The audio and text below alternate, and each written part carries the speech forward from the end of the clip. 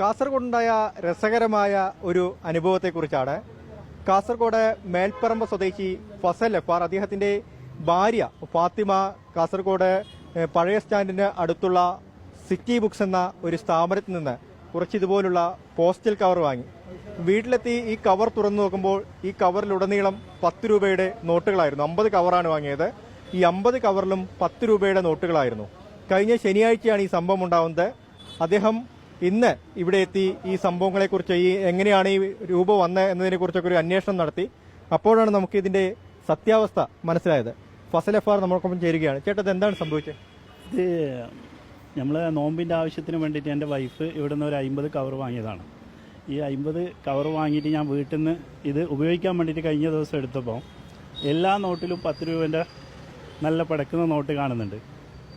അപ്പം അങ്ങനെ നമുക്ക് പിന്നെ ഈ റമദാൻ മാസം മറ്റുള്ളവരെ 1 രൂപയായാലും നമ്മൾ സ്വീകരിക്കാൻ പാടില്ല. അങ്ങനെയാണ് ഈ കടയിലേക്ക് വരാനും പിന്നെ ഇങ്ങനെ ഒരു കാര്യം കൊണ്ട് അറിയിക്കാൻ വേണ്ടി നിന്നത്. പിന്നെ ഇവർ പറഞ്ഞു പിന്നെ എങ്ങനെ വന്നതെന്ന് അറിയില്ല പിന്നെ എന്ന് പറഞ്ഞു. അപ്പോൾ എന്തായാലും നമ്മൾ ഈ പൈസ 500 രൂപ ഇപ്പോൾ 50 കവറിൽ 10 രൂപ വെച്ചിട്ട് 500 രൂപയുണ്ട്. അത് നമ്മൾ ഇവിടെ തിരിച്ച് ഏൽപ്പിച്ചിട്ട് കവർ മാത്രം എടുക്കാണ്.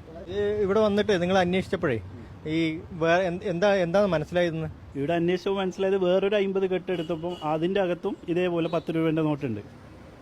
അപ്പോൾ എങ്ങനെ സംഭവിച്ചു എന്നറിയില്ല. അപ്പോൾ ഇവരെ ബന്ധപ്പെട്ടപ്പോൾ ഇവർക്ക് എന്ത് കാര്യങ്ങളെന്ന് മനസ്സിലായില്ല. അപ്പോൾ ആരെങ്കിലും കൊണ്ടുപോയി തിരിച്ചു കൊടുത്തോ എന്തോന്ന് അറിയില്ല. എന്തായാലും നമുക്ക് കിട്ടിയ 500 രൂപ ഇവിടെ തിരിച്ചു കൊടുക്കുകയാണ്.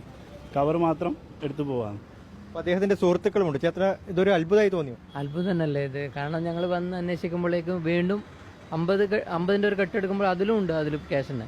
കാരണം ഓൾറെഡി 45 രൂപ കൊടുത്തിട്ടാണ് 50 വാങ്ങുന്നത്. അതിൽ 500 രൂപ കിട്ടുകയാണെങ്കിൽ അത് അത്ഭുതം തന്നെയല്ലേ. അതുകൊണ്ടാ പറയാൻ കാരണം.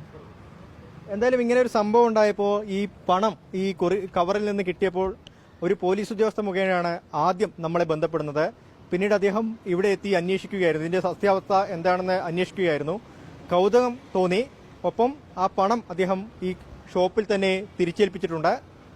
അരുൺ പാറക്കൽ, 24 കാസർഗോഡ്.